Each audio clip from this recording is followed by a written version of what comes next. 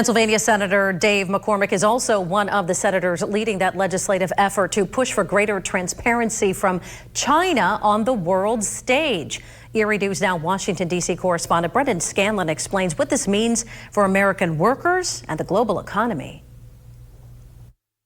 The reason for this is when Senator Dave McCormick is teaming up with Nevada Democrat Catherine Cortez Masto to introduce the China Exchange Rate Transparency Act, or CERT Act. The bill directs the U.S. Executive Director at the International Monetary Fund to advocate for stricter oversight and transparency around how China handles its currency. China is not a competitor. China is an adversary. They're stealing our intellectual property. They're subsidizing their exports. We don't have fair trade with China. Critics argue China's murky exchange rate practices make its exports unfairly cheap, crippling U.S. manufacturing and deepening America's trade dependence. And that hurts American workers. It hurts American families, and it's really devastating to our manufacturing base, and it's making us more dependent on China, which is a huge national security problem. Under IMF rules, China is supposed to avoid currency manipulation, but a recent U.S. Treasury report says Beijing still isn't playing fair. And it creates an unfair